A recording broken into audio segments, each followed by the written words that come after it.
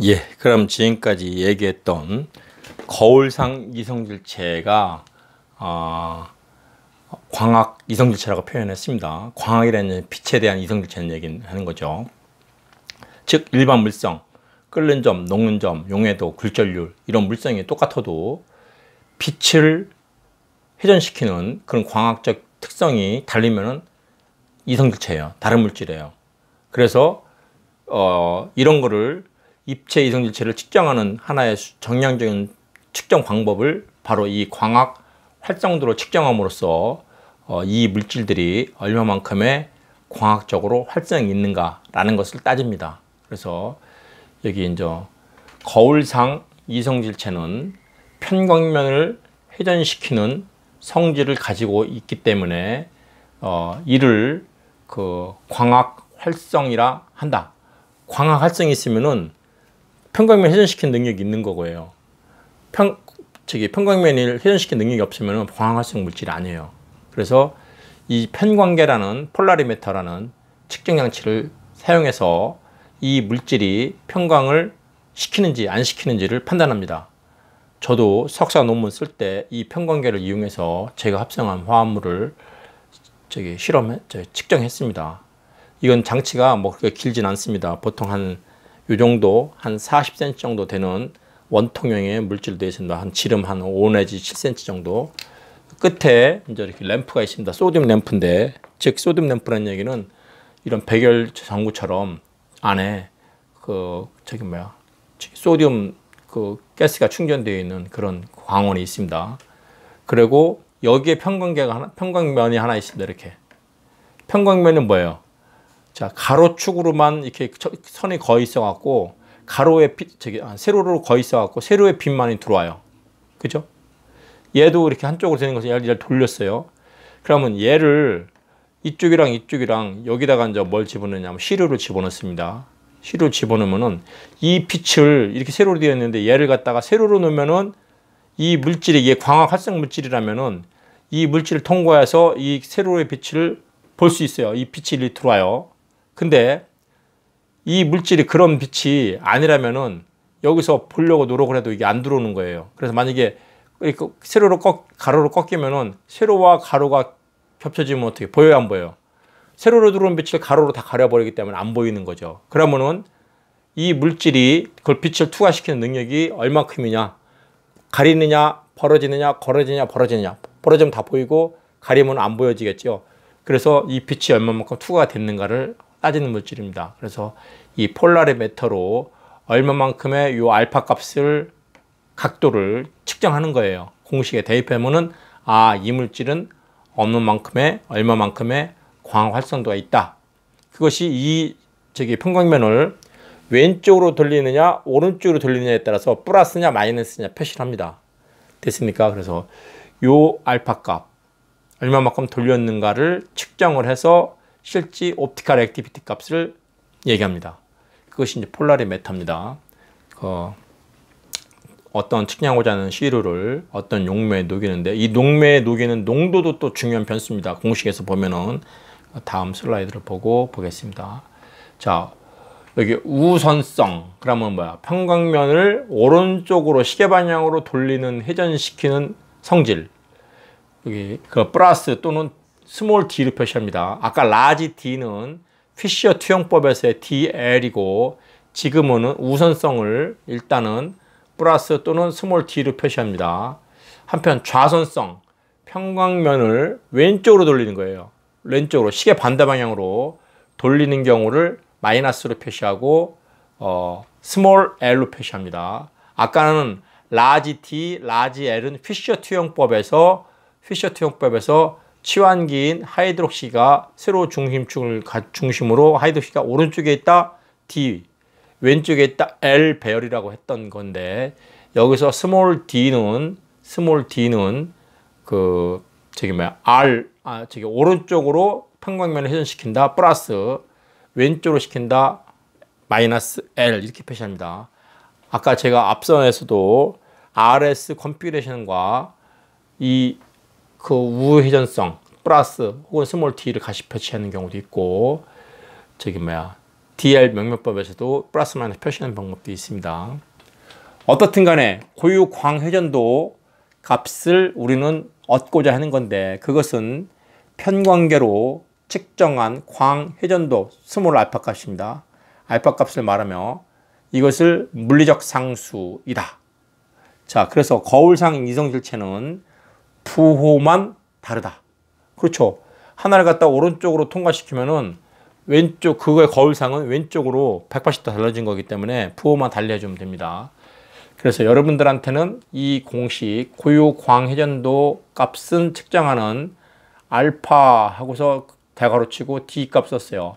이 D라는 얘기는 아까 그 램프가 여기 써 있네요. D라는 얘기는 램프가 파장이 589 나노미터짜리인 소디움 램프란 뜻입니다. 그렇죠? 그리고 여기 측정 온도, 여기 몇 도 온도, 측정 온도를 얘기하는 거고, 실제 여기도 알파, 여기도 알파를 표시했는데 이 알파는 아까 평광면을 움직인 각도, 이게 대괄호 치고 알파하고 D 써놓은 것은 이게 고유 광회전도 값입니다. 이거는 계산에 의해서 나온 값이고, 여기에 있는 위에 분자의 알파는 평광면을 회전시킨 각도 측정 값입니다. 이거랑 이거랑 다른 그 수치죠.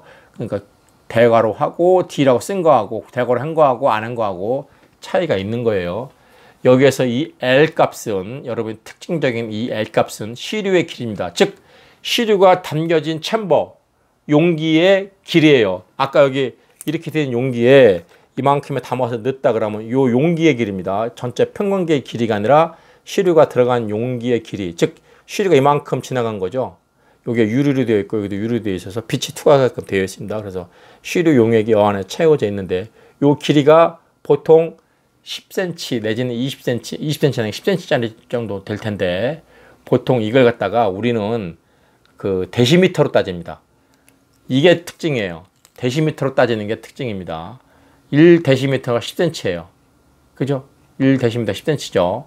데시미터 잘 안 따지는데 여러분이 나중에 시험 볼 때 이런 문제를 풀면은 요 길이에 대해서, 요 데시미터에 대해서 여러분들이 반드시 주의 있게 봐야 됩니다. 농도는 여기에는 LC인데 이 농도는, C 농도는 즉 시류 용액이 몇 g을 몇 미리 용액에다 녹였는가 라는 표시를 합니다. 몇 미리그램에 녹였는가. 그래서 여러분들은 반드시 요 계산도 해줘야 됩니다. 계산을 100ml에 100ml에 2g을 녹인 거예요. 몇 g을 녹인 거예요. 그래서 이거 퍼센트 농도로 표시하든가 하는 표시 방법인데 그램 퍼 밀리리터로 쓴다는 거, 그램 퍼 밀리리터로.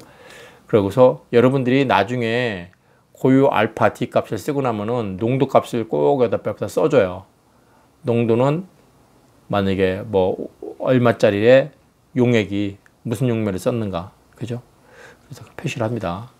제 석사 학위 논문에 보면은 케미컬 업스트랙트, 그 미국 화학회 업스트랙트에도 실려 있는데 거기에 보면은 이 제가 쓴 거는 전부 다 광학 활성 있는 물질을 한 거기 때문에 이 고유 광회전도 값이 다 측정되어 있습니다.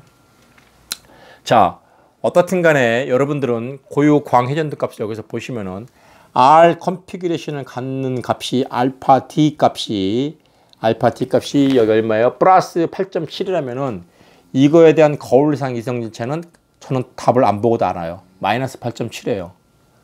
플러스가 있으면 마이너스가 있는 것이기 때문에 반드시 거울상 이성질체는 플러스 마이너스 부호만 반대이다.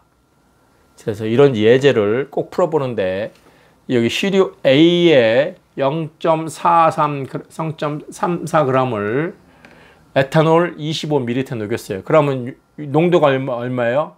0.34분의 25ml죠.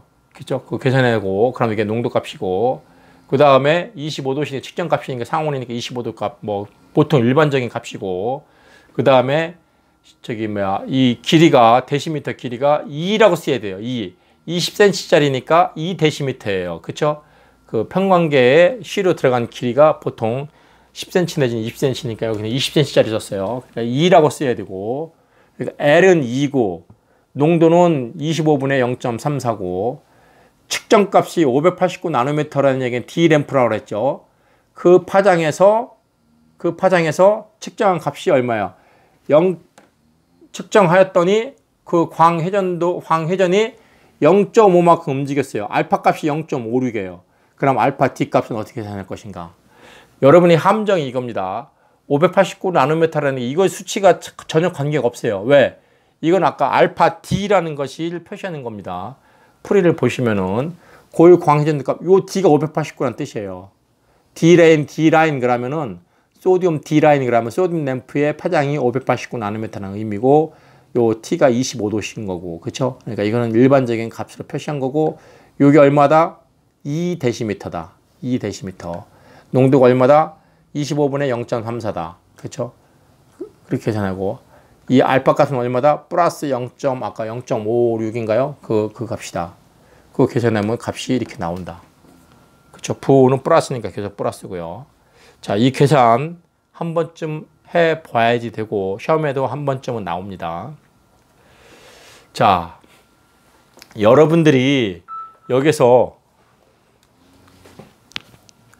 광학 순도 내용을 나오는데, 광학 순도와 거울상 초과량, 엔안티오머 익세스라는 표시를 하는데, 옵티컬리 퓨리티라는 표현을 쓰고, 광학 순도는 즉 얼마만큼이 순수한 건가 하는 얘기입니다. 시류의 알파 D 값을 그 초순수 거울상 이성질체의 알파 D 값으로 나눈 다음에 이렇게 곱하기 100한 겁니다. 그래서 이렇게 되면은 옵티컬 퓨리티 값 퍼센테이지로 얻어집니다. 자, 거울상 초과량 엔안티오머 익세스라는 표현이 있는데, 아까 거울상 이성질체는 뭐라고 썼어요? 영어로 엔안티오머라고 썼죠. 엔안티오머의 익세스니까 초과량이니까 익세스를 쓴 거예요. 익세스. 그래서 우리가 보통 표시할 때는 엔안티오머 익세스를 EE라고 표시해요. 엔안티오머 익세스 EE라고 씁니다. 그래서 한쪽 이성질체의 퍼센테이지가 다른 이성질체 퍼센테이지보다 엄청 많으면, 차이가 나누면, 얘는 만약에 뭐 55%고 얘는 45%다 그러면 차이가 얼마예요? 55 빼기 45니까 10이에요. 엔안티오머 익세스가 10인 겁니다. 그렇죠? 그래서 여러분들이 뒤에 가서 온 라세믹 믹스처라는 말을 이제 배울 건데, 라세믹 혼합물에 대해서 여러분들이 라세믹 혼합물에 대해서 뭘 배우냐면은 두 개의 거울상 이성질체가 동량 50% 섞여 있을 경우에는, 혼합되어 있을 경우에는 우리는 라세믹 믹스처를 합니다. 그 경우에는 광학적으로 비활성이 돼 있어요. 즉 플러스 50과 마이너스 50이 합쳐졌으니까 쌤쌤이 된 거죠. 제로가 된 거죠. 그러니까 광학적으로 활성이 없어졌어요. 근데 라세믹 믹스처는 얘가 55% 있고 얘가 45% 있어요. 그러면 55 빼기 45 하면 엔안티오머 익세스가 10%예요. 즉 플러스가 플러스 10인 거야. 그럼 그만큼 광학 활성도가 있는 거예요. 그죠? 그래서 여러분들이 그거에 대해서 얘기를 엔안티오머 익세스라는 말을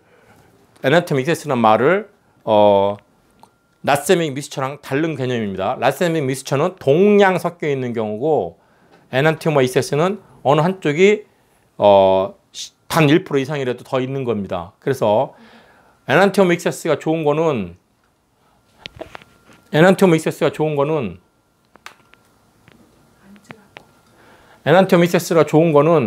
99%, 98%죠. 98%. 한쪽이 99%고 어느 한쪽이 1%면은 99 빼기 1이니까 98이 된 거죠. 그러니까 엔안티오머 익세스로 믹스처로 있어서 제일 좋은 거는 98인 거예요. 엔안티오머 익세스가. 그죠?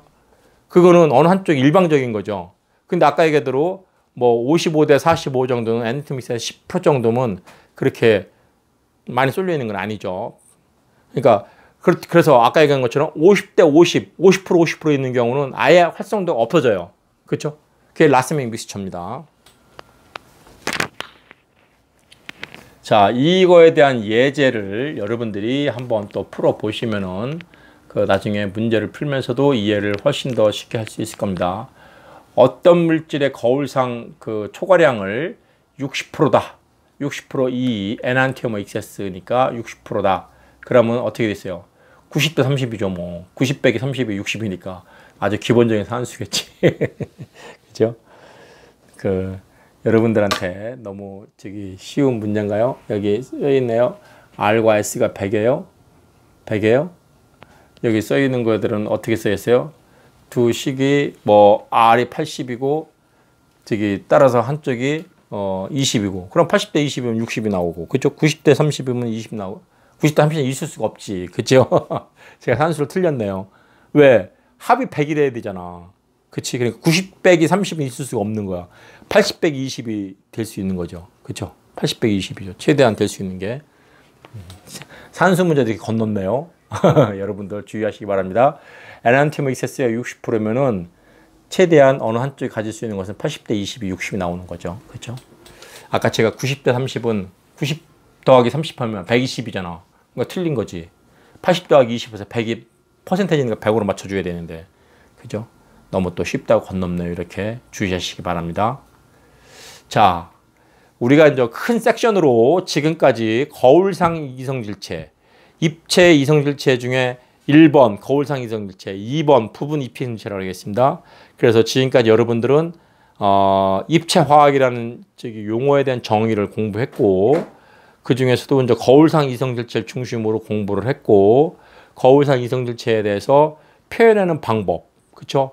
RS 컨피규레이션, DL 컨피규레이션 하는 방법을 배웠습니다. 그래서 RS 명명법은 체인 인골드 프릴로그라는 사람이 개발한 우선순위에 따라서 우선순위가 1, 2, 3번, 4번이라는 것을 제일 뒤에다 놓고, 4번이 대개는 뭐야?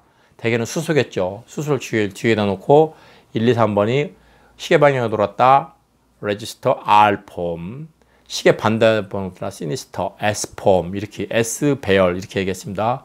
피셔가 명명한 것은 주로 단당류인 생화학 쪽에서 다루는 단당류를 표현할 때 입체 중심 탄소를 포함한 탄소에 세로로 축을 놓고 산화성이 높은 쪽을 위로 놓는다.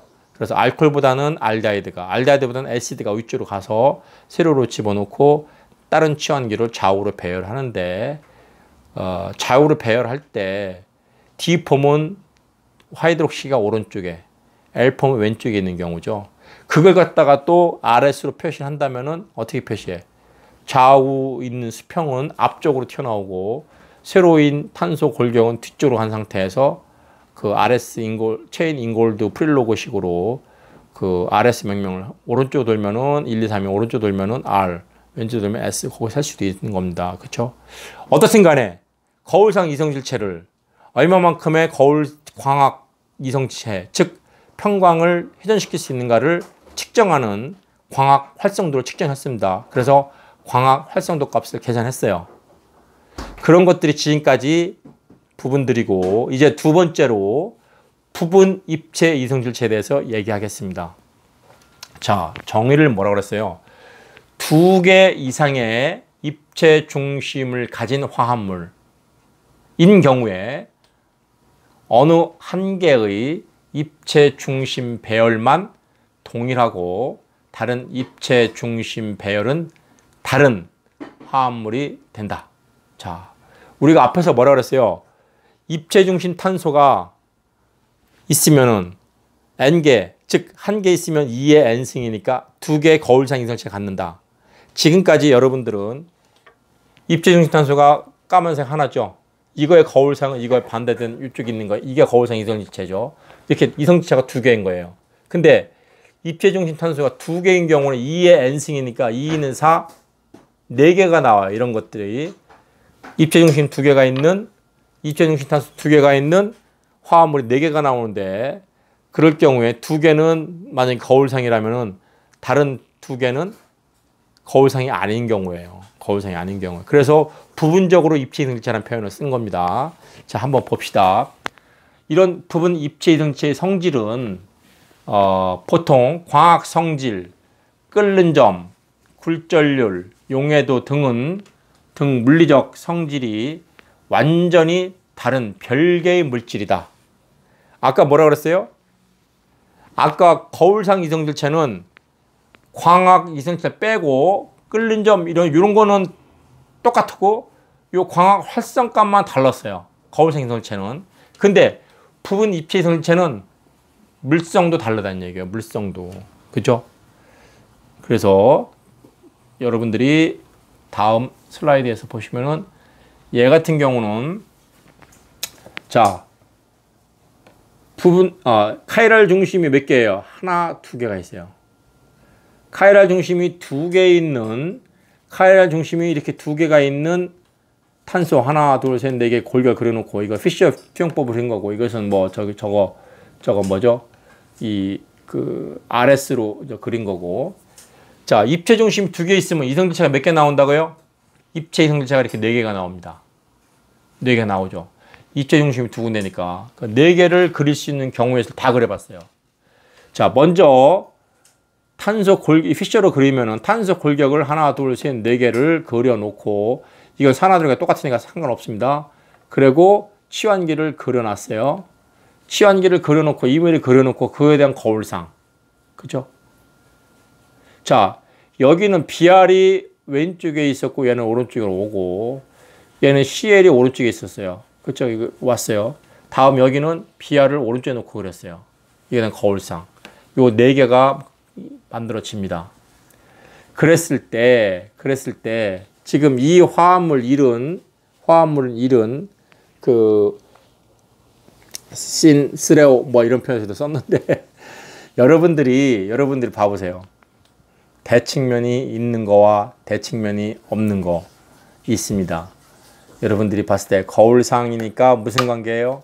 에난티오머 관계죠. 그쵸? 이쪽에 이것도 무슨 관계예요? 에난티오머 관계입니다. 맞습니다. 그래서 이거와 이거는 에난티오머, 즉 거울상 이성질체고 이거와 이거 거울상 이성질체예요. 그렇죠?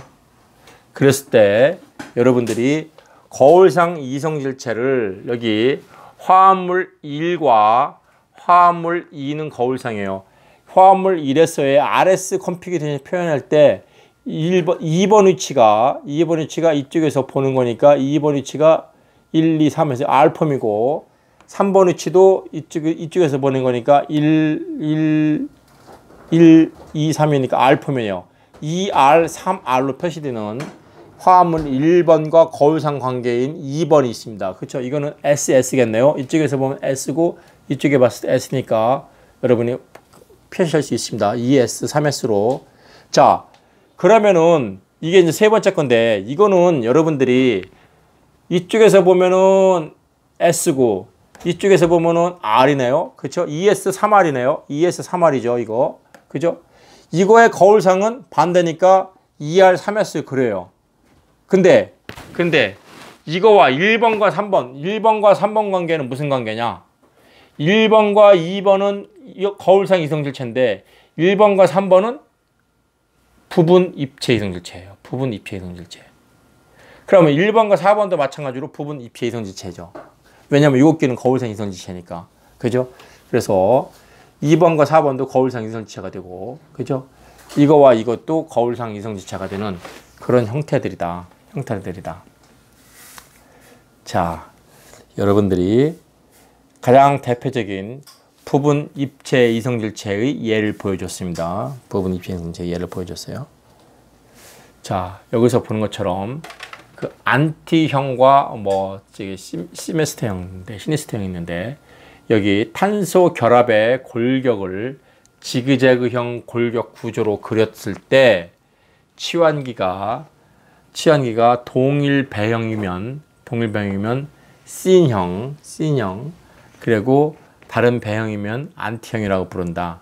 자, C형은 지그재그를 그렸을 때 이거의 거울상인 형태가 그런 형태로 그려지면은 C인형으로 그려지고 여기서 이것이 ES3R이 3S2R로 그려지면은 안티형이에요. 안티형. 여기는 ES3R이고 여기는 저기 3S2R인가요? 3S2S죠. 그죠? 여기 2R, 3R을 ES3S로 그러면 완전히 이거는 C형인 거죠. 그죠? 이거는 뭐야? 2번과 3번이 바뀌었어요. ES3R인데 여기는 3R, ER, 3S로 그려져요. 이게 바뀌었다는 얘기예요. 안티형이라는 얘기예요. 이게 지그재그가 바뀌었다는 얘기예요. 그래서 여러분이 같이 쇠교 모양인데 여기서도 똑같이 쇠교 모양이고 근데 여기는 하나는 쇠기, 하나는 지그재그인데 그 지그재그가 바뀌었다는 얘기잖아요, 지금. 그죠? 이게 안티라는 얘기. 거울상이니까 그렇다는 얘기지. 거울상이니까 큰 의미는 없습니다. 의미가 없는 게 아니라 여러분들이 충분히 이해할 수 있는 문제예요. 이거에 거울 내고 보면 그대로 거울 그렸을 때다 보니까 바뀌는 거고, 그냥 똑같이 쇠기, 점선 쇠기니까 이쪽에서도 그대로 점선 쇠기라는 얘기를 하는 거예요. 그러다 보니까 RS가 안 바뀌었다는 얘기고, 얘는 이 쇠기라고 점선 쇠기가 바뀌었으니까 그것이 반대라 그래서 안티폼이라 그린 겁니다. 그런 표현을 쓴 거예요. 자, 그리고 아까 이제 스레오하고 에리스로가 있었는데, 왜냐면 여러분들한테 제가 여기서 일부러 설명을 안 드렸어요. 여기서 에리스로하고 스레오 표시를 했었는데, 어디 있었죠? 이게 시인퐁과 스레오. 여기는 시인퐁과 뭐 스레오, 여기는 안티형과 에리스로, 안티형과 에리스로한 이런 용어를 설명했는데, 여기서 설명 안 하고 여기서 뒤에서 설명하는 겁니다. 왜? 설명도 안 하고 거기서 나왔기 때문에 일부러 뒤에 설명을 얘기를 안 한 거예요. 그래서 안티와 시인에 대한 설명을 했죠. 다음 스레오와 에리스로에 대한 표현을 어떻게 정의하느냐. 휘시어 투영법에서 나타냈을 때 스레오라는 스레오스 맨날 스레오스라고 쓰니까 스레오스 구조형과 형태면 그 스레오, 그리고 에리스로형 형태면 에리스로라고 표시한다. 에리스로라고 표시한다.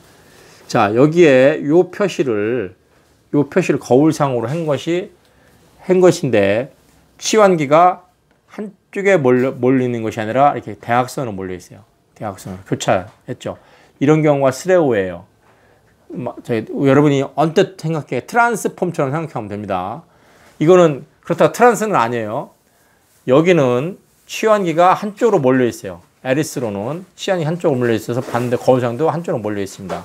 그래서 에리스로 그러면은 한쪽에 있고, 시스 타입처럼 한쪽으로 몰려 있는 걸 얘기하는 거고, 스레오 하면은 반대쪽 트랜스처럼 몰려 있는 거다 하는 겁니다. 그래서 이런 에리스로형과 이런 스레오형의 구조가 있다 라는 것을 여러분들한테 얘기합니다. 자, 이거는 그 에리스로형에서 OH가 한쪽 방향으로 있고요. 그죠? OH 한쪽 방향인데 OH가 한쪽 방향으로 있는 거에 대해서 여러분들은 그 에리스로라는 얘기는 그 D폼이 뭐야? OH가 오른쪽에 있는 거예요. 오른쪽에 있는데 전부 다 한쪽 방향에 다 OH가 있다. D폼이 한쪽 방향에 있다. 그죠? 자, 이거는 OH가 스레오로 있어요. 교차되어 있으니까 이렇게 스레오로 있는데 D폼이 스레오로 있다. 그럼 뭐야? 어느 한쪽에 밑에 이게 D폼이, 여기가 D폼인데 이거 있으면은 그 나머지 거는 어떻게 그리지? 고민하는 게 아니라 D폼인데 얘를 중심으로 D폼에 스레오니까 이쪽에 그리는 거지. 스레오는 이렇게 반대 대각선이니까. 그죠? 얘의 대각선은 이쪽은 대각선이 아니라 같은 면에 있으니까 에리스로예요. 뭐가? D가. 그러니까 D 에리스로스로 그러면은 여러분들은 알아서 이렇게 그려지는 거예요. 이거는 D 스레오스 그러면 알아서 그려지는 거예요. 자, 그런 용어들에 대한 정의가 있기 때문에 그렇습니다. 여러분의 생활에서 종종 써먹을 용어들이니까 잘 보시고, 자.